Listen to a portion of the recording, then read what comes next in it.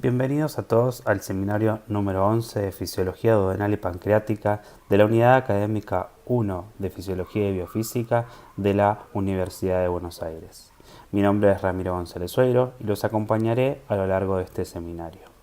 En esta primera parte intentaremos charlar sobre la anatomía e histología del duodeno y de las funciones duodenales.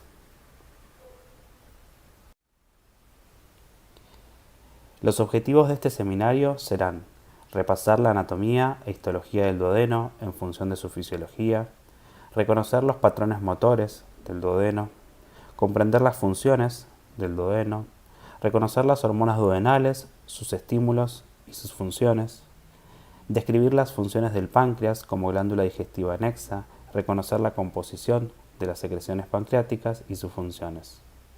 Entender la regulación nerviosa y hormonal de la secreción pancreática, así como sus fases, y por último, comprender las funciones endocrinas del tubo digestivo.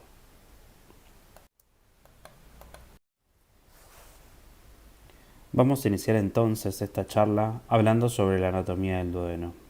Como ustedes saben, el duodeno es el primer segmento del intestino delgado y mide aproximadamente 25 centímetros. Se trata de un órgano retroperitoneal. Esto quiere decir que solamente su cara anterior está cubierta por peritoneo. Comienza justo luego del píloro y termina en el ángulo de Treitz o ángulo duodeno-yeyunal determinado por el ligamento suspensorio del duodeno.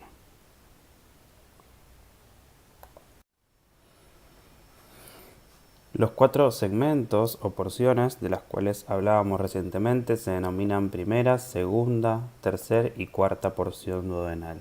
La primera porción es levemente ascendente y también se denomina bulbo. La segunda porción es claramente descendente y en ella desembocan la vía biliar y el conducto pancreático a través de la papila menor y la papila mayor.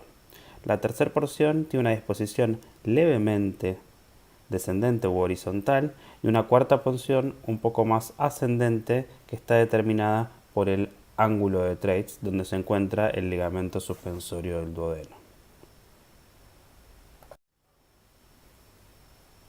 En cuanto a la anatomía y la estructura de la pared del duodeno, podemos decir que esta presenta una estructura similar al resto de los órganos huecos del tubo digestivo. Presenta una capa interna denominada mucosa, la cual presenta una serie de accidentes que permiten el aumento de la superficie de contacto de la mucosa del tubo digestivo con los alimentos. Estas estructuras se denominan pliegues, ¿sí? También podemos encontrar vellosidades, que son las que observamos en este lugar, y las microvellosidades que no las podemos ver en este esquema porque están constituidas por las células, por la unidad celular. Esta capa se encuentra estrechamente vinculada a el proceso de digestión y absorción de los distintos nutrientes. La mucosa posee también una fina capa muscular denominada muscular de la mucosa y por debajo de la misma podemos encontrar a la submucosa que posee una gran irrigación sanguínea y un plexo nervioso. Por debajo de esta encontramos a la muscular propiamente dicha y dentro de ella dos capas, la capa circular interna y la capa longitudinal externa. La diferencia entre ambas es la forma en cómo se disponen las fibras musculares. Recordarán del seminario de motilidad que estas distintas capas tendrán comportamientos diferentes según el tipo de patrón motor que estemos desarrollando. Por último, hacia la periferia del órgano encontramos a la serosa, capa que recubre el órgano en su totalidad.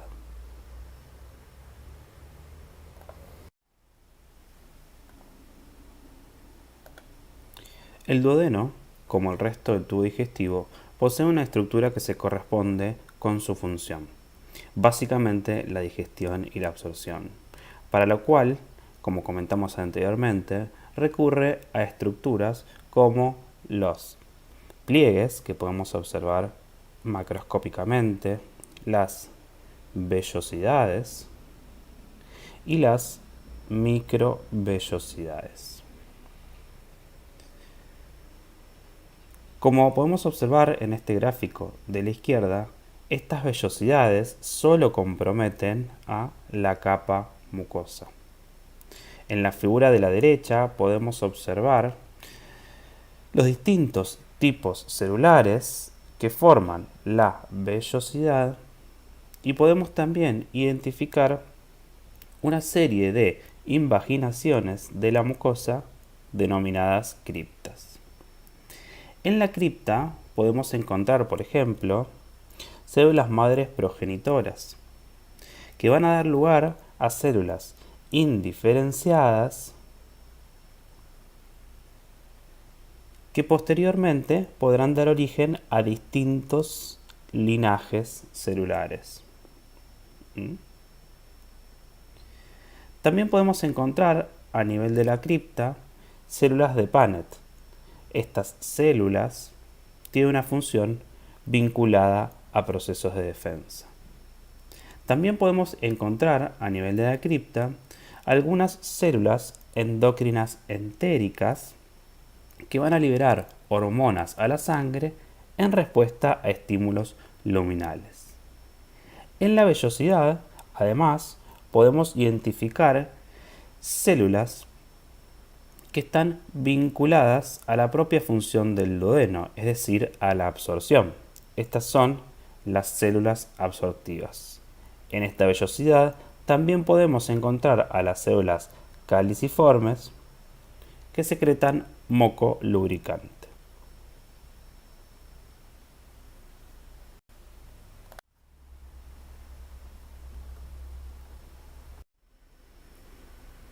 Cuando observamos un preparado histológico del duodeno, un hallazgo característico es la presencia de una serie de glándulas tanto en la mucosa como en la submucosa, predominando en esta última, en forma de agrupaciones. Estas glándulas son denominadas glándulas de Brunner y son un elemento distintivo del duodeno.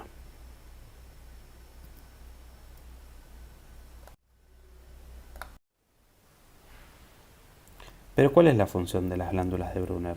Estas glándulas secretan una gran cantidad de moco alcalino formado por glicoproteínas y alto contenido en bicarbonato. Esto protege a la pared duodenal frente a la agresión por parte del ácido clorhídrico o la pepsina o la bilis o cualquier irritante. Aparentemente, frente a la presencia de estos irritantes o el mismo pH ácido proveniente del estómago, se producirían reflejos vasovagales mediados por acetilcolina que estimularían la secreción de moco alcalino. Algunos factores endocrinos, como la secretina o el BIP, péptido intestinal vasoactivo, también tendrían el mismo efecto.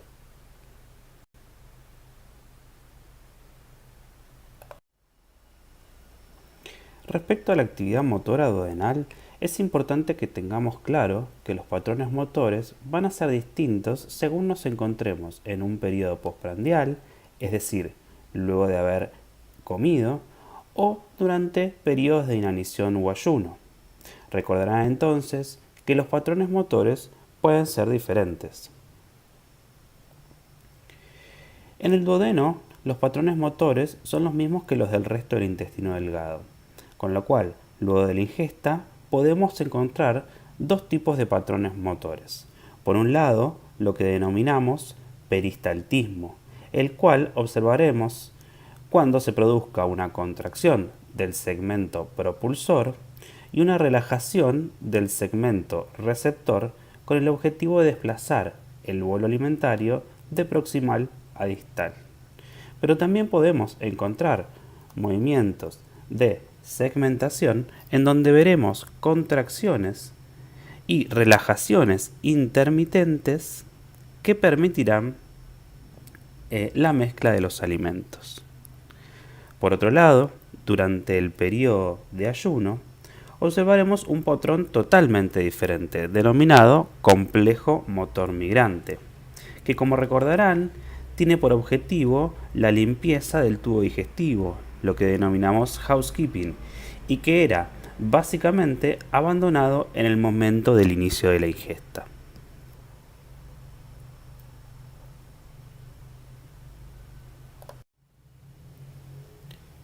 Podemos decir que las funciones del duodeno son la regulación del vaciamiento gástrico, la neutralización del quimo hipertónico y ácido, la regulación de la composición de las secreciones pancreáticas, tanto en su componente enzimático como en su componente hidroelectrolítico, regulación de la composición de las secreciones biliares y la digestión enzimática de macronutrientes. Nos concentraremos ahora en esta primera función y es necesario preguntarnos entonces por qué es importante regular el vaciamiento gástrico. Sabemos que la llegada del quimo desde el estómago debe ajustarse a la capacidad digestiva y absortiva del intestino. Si nos ponemos a pensar en cuánto tiempo consumimos nuestra cena o nuestro almuerzo, seguramente la mayoría de nosotros coincidirá en decir que no más que 20 a 30 minutos. Sin embargo, el tiempo necesario para llevar a cabo el proceso de digestión y absorción es cercano a las 2 horas. Existe entonces una incompatibilidad temporal que el organismo tendrá que compensar.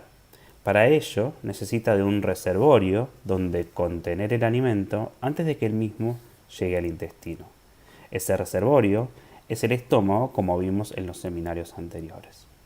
Y la pregunta que nos tenemos que hacer ahora es ¿por qué la digestión y la absorción no se realizan más rápidamente?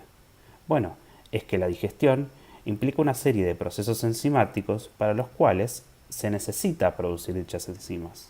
Y como todo proceso que implique biosíntesis de proteínas de nuevo, se necesita una mayor cantidad de tiempo.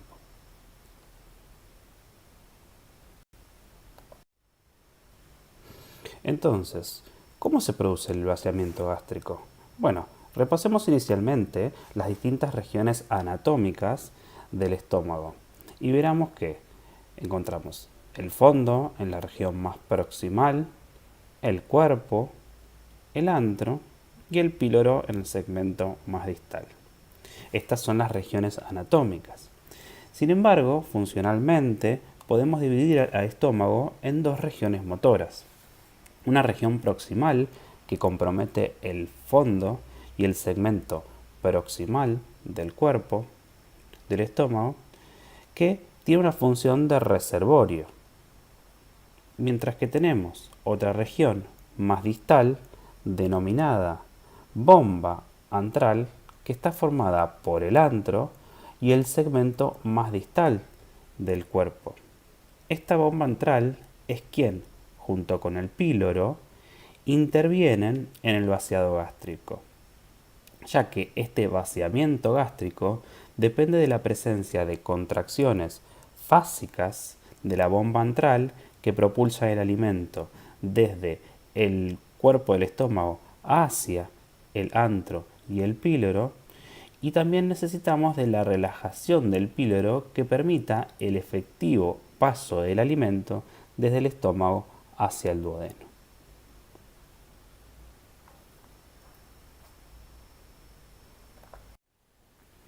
En este video intentaremos observar cómo se produce el vaciamiento gástrico a través de un método radiológico.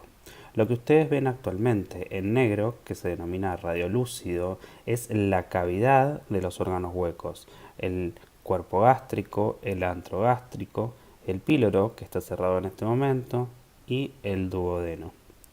Localicen estas estructuras para poder entender cómo se produce el vaciamiento gástrico en este video. Observen cómo la contracción avanza desde el cuerpo hacia el antro y junto con la apertura del píloro permite el desplazamiento del alimento hacia el duodeno.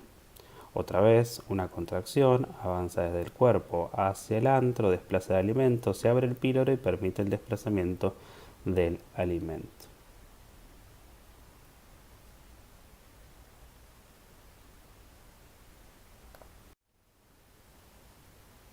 En este segundo video intentaremos comprender lo mismo, pero visto desde el punto de vista de una endoscopía digestiva alta, esto es la introducción de un endoscopio con una cámara en su extremo distal que nos permita observar la cavidad del estómago desde el interior.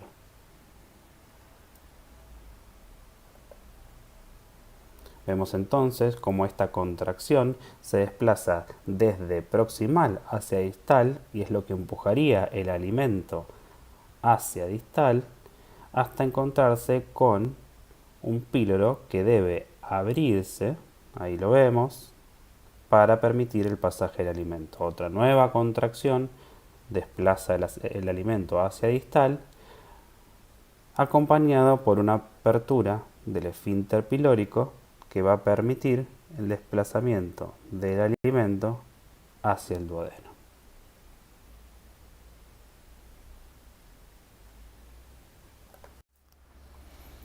La velocidad de vaciamiento gástrico está regulada por señales procedentes tanto del estómago como del duodeno, y probablemente este último sea el que proporcione las señales más potentes.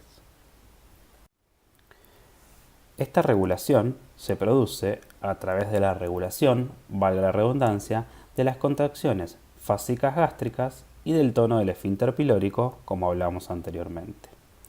Entre los factores gástricos que normalmente estimulan el vaciamiento gástrico podemos incluir el volumen alimentario y la gastrina.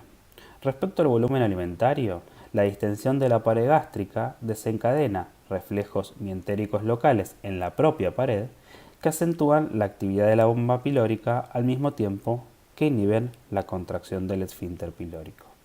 La gastrina estimula el vaciamiento gástrico en forma directa.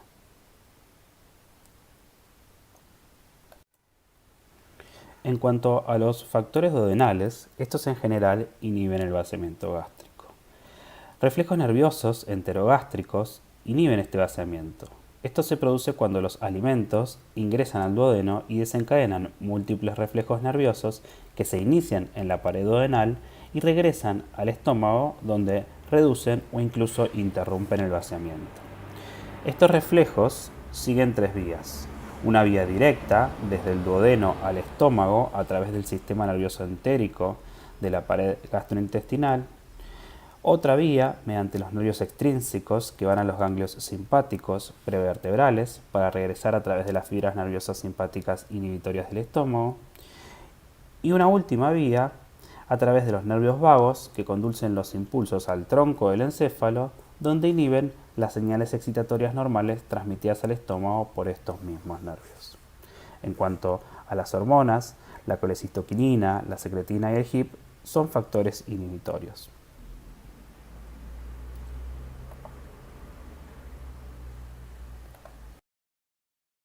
Habiendo comprendido lo anteriormente dicho, lo que nos preguntamos es cuáles son los factores que pueden desencadenar los reflejos que vimos anteriormente. Estos factores son la distensión del duodeno, la presencia de cualquier irritación de la mucosa duodenal, la presencia de acidez propia del quimo duodenal con pH menores a 3.5, la osmolaridad del quimo, tanto su aumento como su disminución, los productos de degradación de las proteínas y quizás en menor medida los de las grasas. Por otro lado, hablábamos anteriormente también que existía una regulación endocrina. Algunas hormonas liberadas por parte alta del tubo digestivo pueden regular el vaciamiento gástrico. La más potente de ellas es la colecistoquinina, que liberada en la mucosa del yeyuno como respuesta a sustancias grasas existentes en el quimo, puede desencadenar una inhibición del vaciamiento gástrico. Esta hormona actúa en forma directa y por otro lado también bloqueando la potenciación de la motilidad gástrica producida por la gastrina. Todos estos efectos los veremos más adelante en esta misma clase. Otros posibles inhibidores del vaciamiento gástrico son las hormonas secretina, que se libera sobre todo en la mucosa duodenal en respuesta a la llegada de ácido gástrico desde el estómago atravesando el píloro. Esta hormona tiene un efecto general, aunque débil, en la disminución de la motilidad digestiva. Por último, el péptido insulinotropo dependiente de glucosa, también denominado péptido inhibidor gástrico, del cual hablaremos más adelante, pero que también tiene una función inhibitoria sobre el vaciamiento gástrico.